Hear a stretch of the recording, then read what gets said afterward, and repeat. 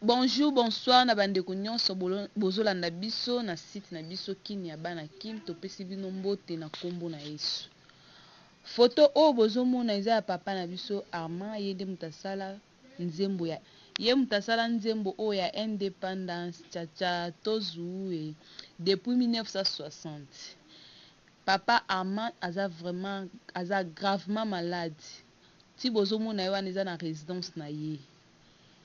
Gouvernement na biso boza wapi na minute oyo na moment mutaza maladi boza wapi lera kokufa tomona ba $100 ebimaki ba million basinyaki mikanda ba Zakari babimi ba escroquer ba mbongo boza wapi bakonzi na biso après lera kokufa o héros na basungaka mutu na moment oyo aza vivant tosunga papa na biso asalaki biso nzembo ya malamu tosunga ye aza maladi botala ndenge alali boyoka motema pasi botala papa oyo bosunga ye bakonzi na biso Félix Tshisekedi oza wapi tala foto oyo sunga papa azobela toboyi lera kokufa obimisa mbongo sunga ye na moment oyo aza vivant.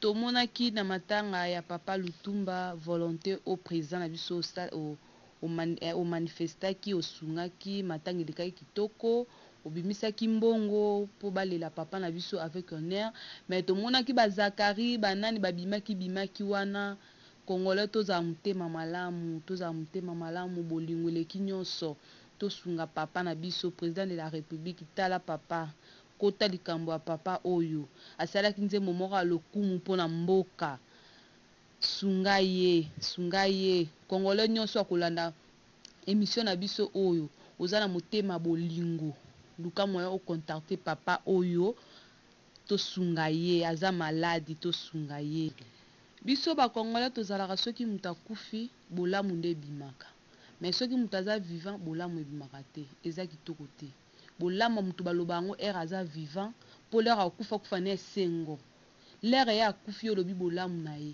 akena ngo wapi mais lera aza vivant lera ozoloba ke tala bo ekosala ye bien tolongwa bitidi wana tozalaka nango wana soki mutu aza akufi tolobi bolamu na ye soki aza vivant tolobaka bolamu te wana eza kitoko te to changer mentalité na biso ba Congolais to changer ba mentalité. Napesi bino mbote tosuki awa ezaki ya bino servante Melia bosabone na site na biso kini ya bana kini tokutani na mbala ya sima.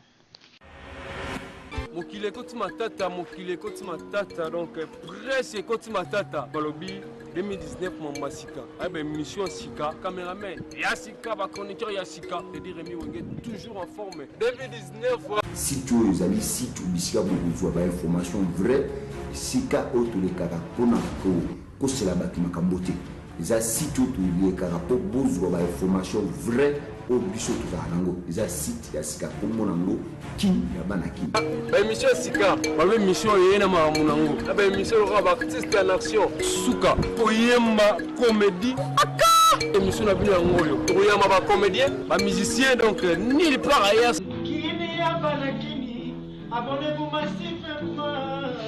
C'est votre émission artiste en action. Tout le monde quitte là-bas siège, va répéter la bino pour nous sur la bino. On peut s'abonner massivement pour avoir des informations qui toquent. Vous avez pour ça les émissions, vous avez pour ça va maillot donc quand vous êtes bien là numéro et ça on a préparé parce que ma cam donc bandi restez toujours branchés. Kini ya banakini. Abonnez-vous massivement.